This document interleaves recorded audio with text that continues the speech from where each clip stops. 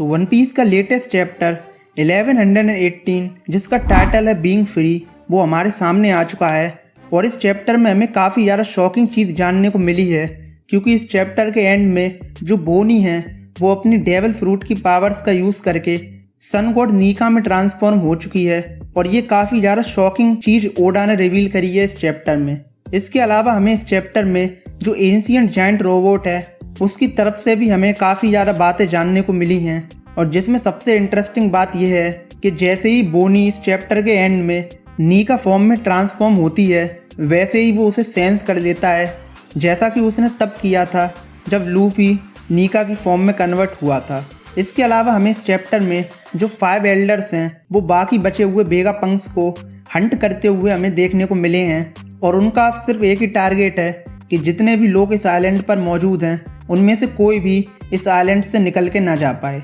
लेकिन one piece के इस चैप्टर को एक्सप्लेन करने से पहले अगर आप इस चैनल पर नए आए हैं तो प्लीज़ इस वीडियो को लाइक ज़रूर करें और मेरे इस चैनल को सब्सक्राइब करना ना भूलें, ताकि मैं आपके लिए ऐसी ही इंटरेस्टिंग वीडियोस लाता रहूं। तो सबसे पहले इस चैप्टर के कवर पेज पर हमें यामातो देखने को मिलती है, जो कि फ्लावर कैपिटल से निकल रही होती है और जिसमें वो अपना जो लंच है जिसको हियोरी ने बनाकर उसे दिया था उसको एंजॉय करती हुई हमें वो देखने को मिलती है। लेकिन ये चैप्टर स्टार्ट होता है जहाँ पर हमें ये देखने को मिलता है कि जो 5 एल्डर्स हैं और जिनके अटैक से जो जायंट रोबोट है वो काफ़ी तेज़ी से नीचे की ओर गिर रहा था लास्ट चैप्टर में। और इस चैप्टर की स्टार्टिंग में जो जायंट एंशिएंट रोबोट है वो पानी के अंदर जाकर गिरता है और जितने भी मरीन्स की शिप्स वहाँ पर होती हैं वो उन सारी मरीन्स की शिप्स के आसपास जाकर गिरता है। इसके साथ हमें जैसे ही वो रोबोट नीचे गिर रहा होता है तो वो एक बार फिर से बोलता है,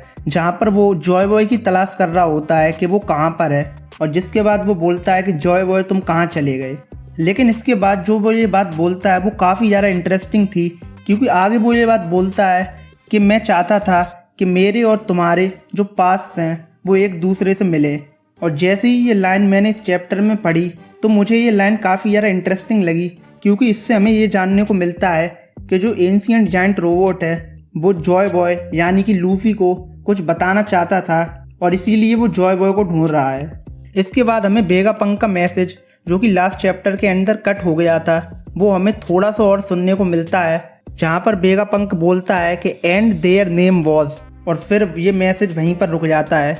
और जिससे हमें ये बात जानने को मिलती है कि वेगापंक सच में किसी डी क्लैन के मेंबर का नाम लेना चाहता था। और शायद अगर 5 एल्डर्स की दखल अंदाजी से वेगापंक का मैसेज स्टॉप नहीं हुआ होता तो हमें काफ़ी ज़्यादा बड़ी रेवलेशन इस चैप्टर में देखने को मिल सकती थी।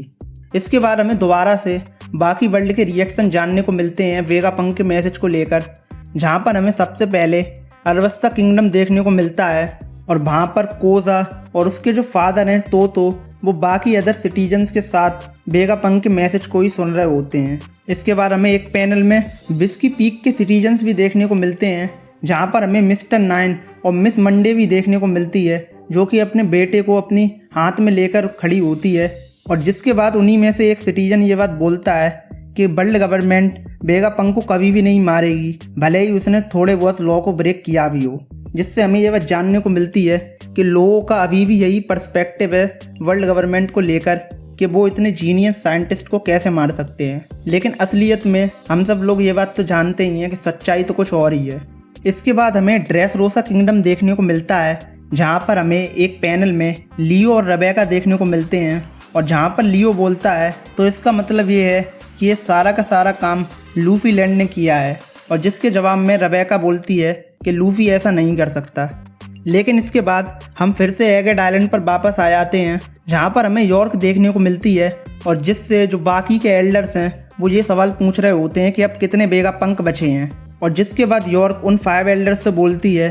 कि सिर्फ 2 वेगापंक बचे हैं, जो हैं लिलिथ और एटलास। और इसके आगे जो एल्डर्स हैं वो एक दूसरे से बात कर रहे होते हैं कि क्या उन दोनों वेगापंक को हमें एलिमिनेट करना चाहिए। और जिसके जवाब में वॉरकरी ये बोलता है कि जी हाँ बिल्कुल, हम किसी भी वेगापंक को जो कि हमारे मिशन के लिए इम्पोर्टेंट नहीं है उसको ऐसे ही खुला नहीं छोड़ सकते। और जिसके बाद वो बोलता है कि पंक रिकॉर्ड्स के जितने भी बाकी फंक्शन हैं वो यॉर्क हैंडल कर लेगी। और जिसके बाद वो लिलिथ और एटलास को हंट करने के लिए आगे निकल जाते हैं। नेक्स्ट हमें लूफी देखने को मिलता है, जो कि डोरी और ब्रोगी के साथ काफ़ी ज़्यादा तेज़ी से एल्बाफ के जायंट्स की शिप की ओर भाग रहा होता है और वहाँ पर वो एल्बाफ की शिप पर फ्रैंकी, बोनी और सांजी से रियूनाइट होते हैं। और जिसके बाद हमें नेक्स्ट पैनल में ये देखने को मिलता है कि लूफी इसलिए इतना खुश है क्योंकि जो बोनी है उसने अपनी पावर्स का यूज़ करके जितने भी वाइस एडमिरल्स थे उन्हें बच्चे में कन्वर्ट कर दिया है और अब वो बिल्कुल हेल्पलेस हैं। इसके बाद हमें नेक्स्ट पैनल में देखने को मिलता है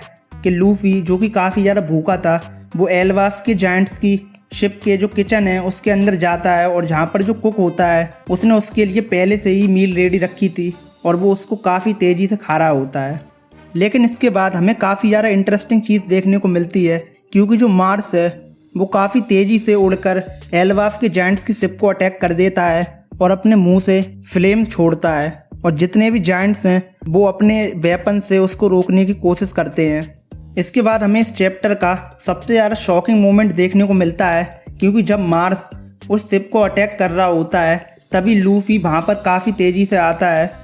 इसके बाद लूफी बोनी से ये बात बोलता है कि तुम भी मेरे साथ मिलकर एल्डर्स पर अटैक करो और जिसमें बोनी ये बात बोलती है कि मैं इस फॉर्म में तुम्हारे साथ बराबरी नहीं कर पाऊँगी। लेकिन फिर लूफी उससे आगे जो ये बात बोलता है उसके बाद हमें काफ़ी ज़्यादा शॉकिंग चीज़ देखने को मिलती है क्योंकि लूफी जैसे ही उससे बोलता है कि तुम मेरे साथ बराबरी कर सकती हो, मुझे नहीं पता कि तुम्हारे पावर्स कैसे वर्क कर सकते हैं लेकिन मैं इस बात पे श्योर हूँ। और जैसे ही लूफी उससे ये बात बोल रहा होता है तो बोनी को एगेट आइलैंड की स्टार्टिंग में लूफी का ही एक फ्लैशबैक याद आता है जिसमें लूफी से बोनी ने पूछा था कि तुम्हारा जो बाउंटी पोस्टर है उसमें तुम ऐसे क्यों दिख रहे हो, और जिसके जवाब में लूफी ने ये बात उससे बोली थी कि जब वो बिल्कुल फ्री हो जाता है तो वो वैसा ही दिखता है। और जैसे ही बोनी ये बात याद करती है वो काफ़ी तेज़ी से ये बात बोलती है, डिस्टॉर्टेड फ्यूचर, मुझे एक ऐसा फ्यूचर दो जहाँ पर मैं बिल्कुल फ्री हूँ। और जैसे ही बोनी ये बात बोलती है वो एक बड़े से जायंट में कन्वर्ट हो जाती है